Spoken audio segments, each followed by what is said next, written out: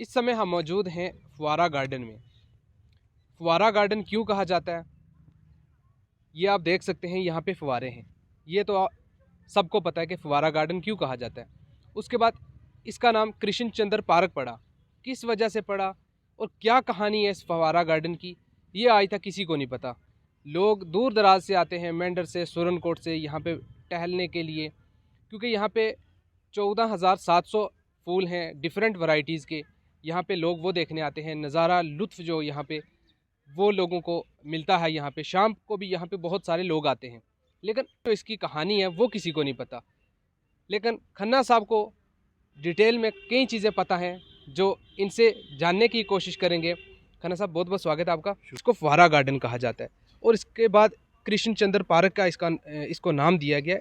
ये कहानी क्या है? देखिए, जब राजाओं का राज था यहाँ पर, शख्सी दौर था, पुंछ प्रिंसली स्टेट रही है, तो मोती सिंह के अहद में यहाँ बड़ी तरक्की हुई 1901 के बाद। तो उन्होंने यहाँ बाग डेवड़ी बनाई, बग्गी खाना बनाया, जहाँ गुज्जर हॉस्टल है, बग्गी खाना होता था। यहाँ पर राजाओं के जो घोड़े थे वो आकर के बांधे जाते थे।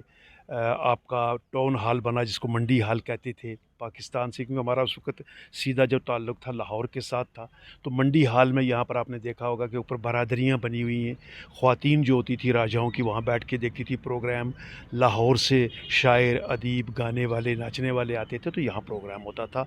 एक तो उन्होंने मंडी हॉल बनाया, बाग डेवड़ी बनाई, अच्छा उसके बाद आपका बग्गी खाना बनाया और ये फवारा बाग बनाया। तो ये सारा राजा मोती सिंह के अहद में बना। 1901 के बाद ये कुछ चीज़ें यहाँ पर बनी।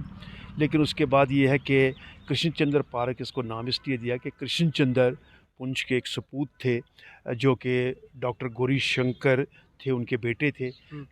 पाकिस्तान और ये सारा इलाका 1947 से पहले एक था, तो वहाँ से वो उनके वालिद आए डॉक्टर गौरी शंकर। उनकी तैनाती पहले मेंढर में हुई, तो कृष्ण चंद्र उनके बेटे थे। तो कृष्ण चंद्र का लड़कपन और जवानी जो थी वो पुंछ की ही इन वादियों में गुजरी, और उन्होंने अपना पहला अफसाना यरकान जो है वो मेंढर में लिखा। और वो लिखते हैं कि मुझे पहला प्यार ज़िंदगी का जो था वो मेंढर में हुआ। तो यरकान लिखा। उसके बाद वो राजाओं के, यहाँ पर उनके वालिद जो थे राजा के मुआलिज बन गए, डॉक्टर बन गए। तो उनकी ज़िंदगी वो इस हायर सेकेंडरी स्कूल में पढ़े, पुंछ हायर सेकेंडरी स्कूल, जहाँ पर मास्टर बलाकी राम जो वालिद थे गुलज़ारी लाल नंदा के, गुलज़ारी लाल नंदा जो 2 बार हिंदुस्तान के वज़ीर आज़म रहे हैं, वो भी यहाँ रहे हैं पुंछ में। ये आर्य समाज के पास उनका घर था। तो उनके वालिद मास्टर बलाकी राम जो थे वो यहाँ पढ़ाते थे, तो कृष्ण चंद्र उनके पास पढ़े। यहाँ पर कृष्ण चंद्र की जो अदबी ज़िंदगी का आगाज़ हुआ, वो उन्होंने पहले कोई गज़ल लिखी, शायरी लिखी। तो दीनानाथ रफ़ीक शीश महल जो बना है, आपको पता होना चाहिए, Dinanath Rafiq memorial government girls higher secondary school Poonch. Dinanath Rafiq जो थे वो कृष्ण चंद्र के उस्ताद थे। अच्छा। तो उनके पास वो पढ़ते थे। यहाँ इस्लामिया स्कूल जो है ना, ये आपका, यहाँ पर वो पढ़ाते थे। तो उन्होंने पहले एक गज़ल लिखी। तो दीनानाथ रफ़ीक साहब बड़े शायर थे, तभी तो उनके नाम पर ये पढ़ा है ना, अदीब थे, शायर थे। सुंबल और रियाँ उनकी किताबें थी। तो उन्होंने गुस्से से फाड़ दी। उन्होंने कहा चल तू शायर बनेगा, तू नहीं शायर बन सकता। उन्होंने कहा यार मेरा दिल टूट गया। उसके बाद वो आगे प्रोज़ की तरफ आ गए, नसर की तरफ आ गए, और उन्होंने पहला अफसाना जो था वो मास्टर बलाकी राम पे लिखा। मास्टर बलाकी राम जो गुलज़ारी लाल नंदा के वालिद थे पुंछ हायर सेकेंडरी में। तो उनकी अदबी ज़िंदगी का आगाज़ यहाँ पर हो गया। लेकिन with the passage of time वो यहाँ से निकल के तो मुंबई चले गए। फिर उनकी ज़िंदगी का सारा जो था मतलब बेशतर उनकी ज़िंदगी का जो हिस्सा था वो गुज़रा मुंबई में। उसके बाद उन्होंने हिंदू मुस्लिम भाईचारे का सबूत देते हुए सलमा सदीकी एक मुस्लिम खातून से शादी की, जो भी मुस्लिम से, हाँ, एक मुस्लिम खातून से, क्योंकि उस वक्त ये हो गया ना, हिंदू 47 के बाद हिंदू मुस्लिम आपस में झगड़े बड़े शुरू हो गए। अब ये टॉलरेट नहीं कर रहे थे, एक फ़िज़ा थी। तो आपको पता है 1947 में कितनी कत्ल गारत हुई, हिंदुओं ने मुसलमानों को मारा, मुसलमानों ने हिंदुओं को मारा। एक किताब है, आप पढ़िएगा, खुशवंत सिंह की ट्रेन टू पाकिस्तान, तो कितनी लाशें उधर गई। तो उसके बाद अब यहाँ पर जब गांधी जी ने कहा भाई नहीं, मुसलमान और हिंदू मेरी 2 आंखें हैं, मेरे 2 बाजू, और वो भूख हड़ताल पर बैठ गए, मरण व्रत पर, कि हिंदुओं अगर तुमने मुसलमानों को मारा मैं मर जाऊंगा। ठीक है, वो दिल्ली में भूख हड़ताल पर, मरण व्रत पर बैठ गए महात्मा गांधी, कि मुसलमानों को अगर तुम मारोगे। फिर आपने फिल्म गांधी देखी होगी, रिचर्ड एटनबरो की, शायद आपने नहीं देखी। उसमें जितने बलवाई थे ना, दंगे वाले थे, फसाद, उन सब ने टोके, तलवारें, चाकू, भाले गांधी के जा कर के पाँव में रखे और माफ़ी मांगी कि हम मुसलमानों को नहीं मारेंगे, तो आप खाना खाइए। अब मैं आपको बताऊं कि ये मुसलमान हमारे आज भाई यहाँ पर हैं, जिनकी 25 करोड़ आबादी है, तो ये महात्मा गांधी की देन है। देखिए, एक सेकुलर इंसान था, लेकिन जो रह गए तो तनातनी थी, तो फिर ये इनकी एक ऑर्गेनाइजेशन बनी, कृष्ण चंद्र, प्रकाश पंडित, कैफी आज़मी, जान सार अख्तर, तो इन्होंने बनाया तरक्की पसंद अंजुमन तरक्की पसंद मुसन्फिन, प्रोग्रेसिव राइटर्स एसोसिएशन। इन्होंने कहा चलो यार, हम एक एग्जाम्पल सेट करते हैं कि हिंदू मुसलमानों में कुछ नहीं होता है। इसने की अपने कृष्ण चंद्र ने सलमा सिद्दीकी से शादी की, करतार सिंह दुग्गल थे बहुत बड़े रहे, उन्होंने आयशा से शादी की। तो इस तरह से एक मैसेज देने की उन्होंने कोशिश की, तो उन्होंने फिर सलमा सिद्दीकी से शादी की और बॉम्बे चले गए। 75 से ज़्यादा उन्होंने नावल और अफसानवी मजमूए लिखे, फिर फिल्मों में लिखते रहे और वो रशिया गए, वहाँ पर जाते रहे, क्योंकि मैंने कहा ना तरक्की पसंद थे, तो ये इन चीज़ों को, वो रूढ़ीवादी चीज़ों को नहीं मानते थे। ये हिंदू है, ये मुसलमान है, ये ऊंच है, ये नीच है, इसके ऊपर उन्होंने बड़ा लिखा है उनका मटेरियल। लेकिन वहाँ जाने के बाद पुंछ उनके जहन से नहीं निकल सका। उनकी एक किताब है मिट्टी के सनम, नावल है, वो पढ़िएगा, उसमें सब पुंछ ही पुंछ का जिक्र है। फिर उसके बाद 1976 में या 75 में उनको एक हार्ट अटैक हो गया। उसने सोचा मैं मर जाऊंगा, तो वो 1976 में यहाँ पुंछ आए अपनी वाइफ बीवी सलमा सिद्दीकी के साथ। तो पुंछ में उनका बड़ा भारी इस्तकबाल हुआ, क्योंकि वो बॉम्बे में वो शख्स रह रहा है, फिल्मों में लिख रहा है, रशिया जा रहा है प्राइम मिनिस्टर के साथ, ये वो एक इंटरनेशनल सेलिब्रिटी वो बन गया। तो यहाँ मुझे आज भी याद है कि यहाँ पर गीता भवन पुंछ में हिंदू मुस्लिम सिख जितने भी थे लोग, पढ़े लिखे हमारे अदबी लोग हैं पुंछ के, उनका कृष्ण चंद्र पुंछ आ गया, वालहाना उनका इस्तकबाल हुआ। फिर वो गए हॉस्पिटल की तरफ, लेकिन उन्होंने कहा कि मुझे बड़ा दुख हुआ पुंछ आके कि इस पुंछ की कोई डेवलपमेंट नहीं हुई, इसकी चादर वैसे ही फटी हुई है जैसे मेरी माँ की चादर फटी हुई हो। वो जज्बाती भी हो गए थे उस वक्त। गीता भवन में उनका इस्तकबालिया हुआ, तो कुछ दिन रहे तो फिर वो चले गए। अब उन्होंने क्या किया, एक बात मुझे याद आ गई, उन्होंने कहा कि अब मैं मुंबई से यहाँ मैं नहीं रहूँगा और मैं जाके रहूँगा सुरनकोट। ठीक है, सुरनकोट कहाँ रहूँगा? सुरनकोट में। उन्होंने एक ख़त लिखा मोहम्मद अयूब शबनम को, उनकी किताब है अदवियात पुंछ, वो ख़त उसमें छपा है। तो उसने लिखा कि ऐसा है कि भाई शबनम, अयूब शबनम साहब, मैं मुंबई से निकल कर के पुंछ में सुरनकोट में सेटल होना चाहता हूँ, तो ये बता दो वहाँ खाने वाली को पकाने वाली खाना मिल जाएगी, वहाँ पर भंगियों का क्या इंतज़ाम है, टॉयलेट्स वगैरह लैट्रिन का क्या है, तो मैं आना चाहता हूँ। लेकिन ये उनकी ख्वाहिश पूरी नहीं हुई और वो बॉम्बे में उनका इंतकाल हो गया 8 मार्च 1977 को।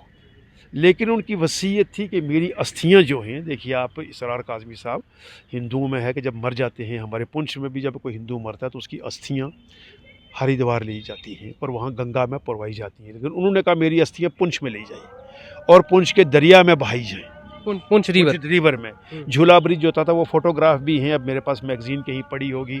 सारे लोग गए, डीसी साहब वगैरह गए बॉम्बे से, वहाँ से वो चले, उनके जो मेयर थे, तो कुछ मेयर ऑफ बॉम्बे या उन्होंने किसी को डिप्यूट किया, तो उनकी कुछ अस्थियाँ इस फवारा बाग में, जिसको उससे पहले फवारा बाग कहा जाता था, मेरी यादों के चिनार वगैरह ऐसा कुछ उन्होंने लिखा है। तो ये चिनार है, ये आप अगर बाद में इसको कैमरा घुमाएंगे आप देखेंगे कि इस चिनार के नीचे कुछ अस्थियाँ दफनाई गई, कुछ अस्थियाँ पुंछ दरिया में पुरवाई गई।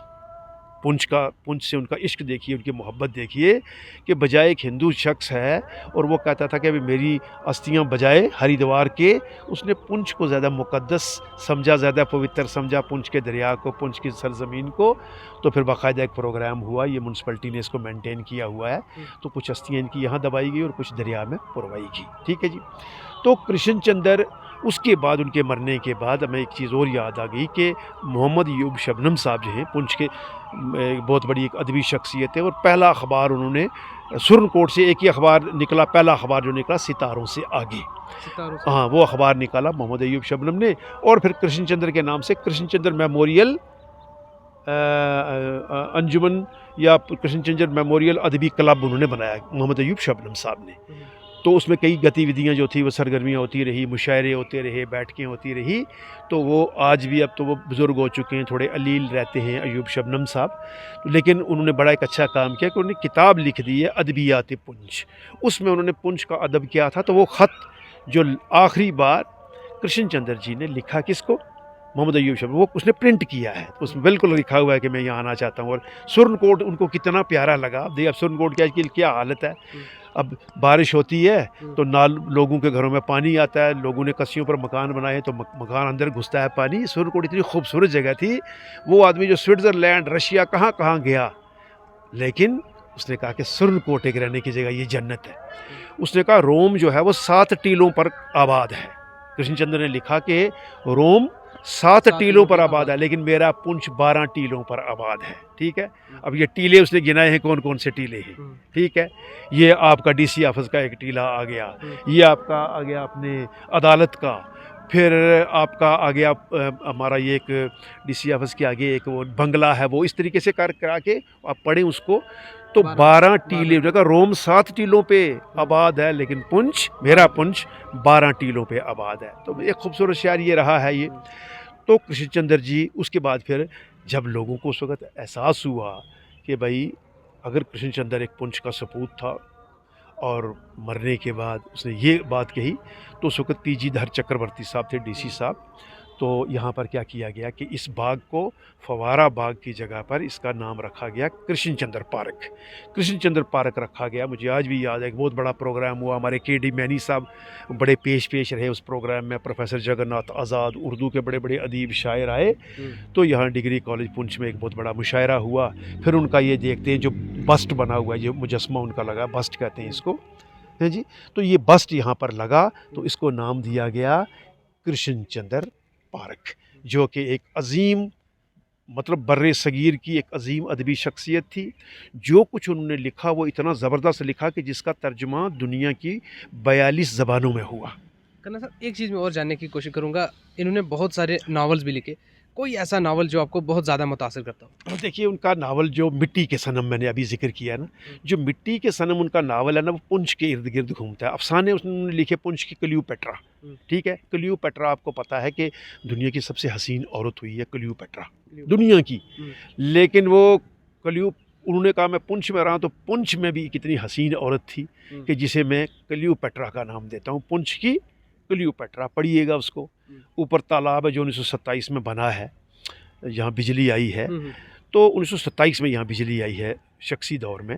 तो वहाँ पर तालाब की देख रेख के लिए एक चौकीदार होता था, वो रहता था, उसकी साथ में कोई हट बनी हुई थी, उसकी एक बड़ी खूबसूरत बेटी थी।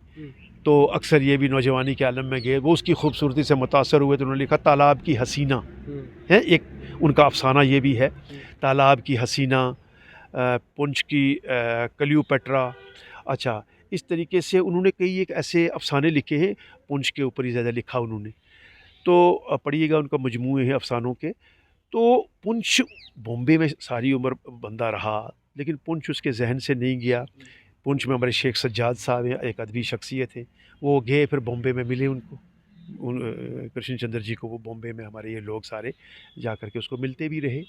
तो अब ये देखिएगा कि राइटिंग सारी उनकी जो थी वो पुंछ पर रही। फिर वो इधर से हमारा जो छांजल पुल है यहाँ से जाते रहे, रास्ते में एक ज़ियारत थी, उस ज़ियारत के ऊपर उन्होंने लिखा कि हिंदू मुस्लिम आते जाते वहाँ रुकते थे, वहाँ जो मुजावर थे। तो एक भाईचारा, हिंदू मुस्लिम एकता, यकजहती, कम्युनल हारमनी, फ़िरका वाराना हम आहंगी को फ़रोग देने के लिए उन्होंने बहुत। और उन्होंने किताब एक लिखी है गधे की वापसी, एक पॉलिटिकल सटायर है, तंज़ है वो। तो मैंने एक दिन BBC, आजकल तो नहीं सुनते हम, वो बंद ही हो गया आजकल, तो स्टेशन रेडियो पे नहीं आता।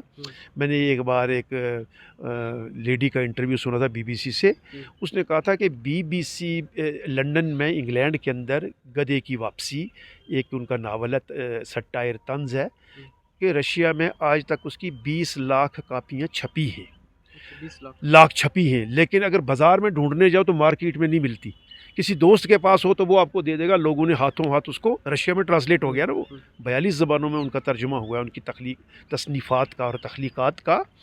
तो वो कहते हैं कि मतलब देखिए रशिया में 20 लाख कापियाँ छपी और आज भी मार्केट में नहीं मिल रही हैं। लोगों को पढ़ने का कितना शौक़ था, तो उसको उन्होंने पढ़ा। तो ये कृष्णचंद्र का मुख्तसर सा मैंने तारुफ आपको दिया है, लेकिन आज की तारीख़ में हमारी नई नस्ल कितनी परिचित और मुतारिफ़ है, उसके बारे में कितना जानती है। अगर पुंछ में उसने अपनी अस्थियां भेजी हैं तो ये देख लीजिए ना, ये यहाँ पर हैं, आप ये लगाइएगा अपना कैमरा। म्यूनसिपलिटी ने इसको एक है, हमारी म्यूनसिपलिटी है कि भाई साल में एक बार जब उसका जन्मदिन होता है या जब उसकी योम वफ़ात होता है तो कम से कम यहाँ हुआ है, वो आधा मिट चुका है, मिट चुका है। ठीक है, आधा भी मिट जाएगा क्योंकि किसी को पता ही नहीं है। लोग आते हैं यहाँ से गुजर जाते हैं। वो हमने एक पढ़ा था, एक ऐसे था, आइज़ आर नो आइज़, आंखें हैं या नहीं। यहाँ से लोग गुजर जाते हैं, आंखें हैं ना लोगों की, तो आगे पूछो कि आप उधर से गुजरे थे, यहाँ ये क्या है, आगे क्या लिखा था, कहते हैं अच्छा हमने नहीं देखा। आंखें, वो ये एक वो ऐसे था, आइज़ और नो। तो अब हम लोग आइज़ और नो आइज़ के ऊपर आकर के रुक गए हैं। हमारी आंखें होते हुए भी हम ये देख नहीं रही है, पढ़ नहीं रही है। कितनी बड़ी अजीम शख्सियत थी। फिल्मों में बड़ी फिल्में लिखी हैं इन्होंने, फिल्म में मुकालमे लिखे हैं, डायलॉग राइटर रहे हैं ये। तो अब ये देखिए, सराय के बाहर दरवाज़े खोल लो, क्या क्या इनके प्ले थे। ख्वाजा अहमद अब्बास के साथ ये चले हैं। ख्वाजा अहमद अब्बास जिसने बॉबी फिल्म लिखी, जिसने मेरा नाम जोकर लिखी, वो भी सारी उम्र मुंबई में रहे, वो भी कम्युनिस्ट थे और इनके ग्रुप में वो थे सारे। तो अब ये देखिए कि यहाँ पर कोई कभी आया, आप भी सहाफ़त की दुनिया में हैं, अब पूछिएगा इनसे जा कर के कि यार वो आदमी बॉम्बे में मारा तो उसको क्या ज़रूरत थी पुंछ में अपनी अस्थियाँ भेजने की। तो लोग तो वहीं से नज़दीक था, जा कर के कर देते। तो हम लोग इतने बेबहरा हो चुके हैं कि आज उसको कोई याद नहीं कर रहा है। कृष्ण चंद्र का ये लिखा हुआ है, ये भी बस्ट देखिए, ये भी तहरीर इसकी मिट रही है। तो एक अजीम शख्सियत थी, तो उनके नाम पर ये कृष्ण चंद्र पार्क है। खन्ना साहब, एक चीज़ आपने बीच में मिस कर दी, जो सलमा का आपने जिक्र किया, वो कैसे, कुछ इसमें आपको कुछ पता है कैसे इश्क हुआ इनका? हाँ, सलमा सिद्दीकी जो थी वो अलीगढ़ यूनिवर्सिटी में पढ़ाती थी। तो वो मैरिड थी, वो एक पुलिस अफसर था, आईपीएस अफसर था, एसपी था उसका घर वाला। लेकिन वो अदीबा थी, वो बड़ी नाजुक मिजाज और ख़ातून थी। वो हस्बैंड उसका पुलिस में था, तो आपस में उनकी बनती नहीं थी। उसका एक बेटा था। तो कृष्ण चंद्र की भी पहले शादी हुई थी एक हिंदू खातून से, 2 बच्चे थे इनकी, एक बेटी थी एक बेटा था। लेकिन ना उसकी अपने खावंद के साथ बनी, क्योंकि वो एक राइटर थी, पुलिस अफसर था। तो अब आजकल तो पुलिस अफसर बड़े रिफाइंड हैं, उस ज़माने के पुलिस अफसर आपको पता है कैसे होते थे। वो बनी नहीं। अब इसकी राइटिंग, जो उस वक्त तो मोबाइल नहीं था, ना टेलीफोन का, तो छपते थे अखबारों में, अफसाने छप गए, किताबें छपी, वो पढ़ती थी। तो वो इनकी तरफ मतवज्जा हो गई कि कृष्ण चंद्र बहुत अच्छा लिखता है। ये कभी उधर गया तो मुलाकात हो गई। ये भी अपनी इधर वाइफ से सेटिस्फाइड नहीं था, क्योंकि वो भी बेचारी एक कोई घरेलू खातून थी, अदबी नहीं थी वो, उसका हस्बैंड भी अदबी नहीं था। इनकी अदबी दोस्ती हो गई, तो दे डिसाइडेड कि हम अलग हो जाते हैं। लेकिन कृष्ण चंद्र के बारे में मैं इतना जानता हूँ कि उसने अपनी जो पहली बीवी थी और उसके जो बच्चे थे, उनको वो खर्चा देता रहा। डाइवोर्स नहीं हुआ, उसने छोड़ दिया। उन्होंने कहा जहनी जो है वो मेंटल इक्वेशन इनके साथ है ही नहीं है, जहनी वाबस्तगी है ही नहीं है, तो उसको छोड़ दिया और खर्चा लेकिन देता रहा। तो वो उसके साथ, लेकिन वहाँ बड़ी प्रॉब्लम हो गई। कहाँ जो पुलिस अफसर था उनका, मेरी बीवी कैसे शादी कर गई। वो कहते कई दिनों तक ये छुपते फिरते रहे, फिर ये अंडरग्राउंड रहे। लेकिन ये था कि ये एक राइटर था बहुत, फिर उन्होंने भी सोचा भी हो गई है तो हो गई है। बड़ी देर के बाद ये फिर सामने आए, काफ़ी अंडरग्राउंड रहे, छुपते छुपाते रहे, तो बाद में हो गई। फिर सारी ज़िंदगी वो सलमा सिद्दीकी के साथ ही वो रहे। और सलमा सिद्दीकी बॉम्बे में रहती थी। फिर हमारे लियाकत अली जाफ़री साहब, डॉक्टर लियाकत अली जाफ़री, वो उन्होंने एक आर्टिकल लिखा हुआ, एक किताब छपता था, रसाला, पता नहीं बंद हो गया है वो। तारक अली मीर साहब शायद उसको छापते थे, श्रीनगर से हमारे दोस्त थे, पुंछ भी रहे, कंप्यूटर सेंटर पहला उन्होंने खोला था। तो उसमें वो उनसे मिले हैं, उसका इंटरव्यू किया है सलमा सिद्दीकी का, वो छपा उस मैगज़ीन के अंदर। तो ये इनकी दास्तान थी। शुक्रिया खन्ना साहब, बहुत बहुत।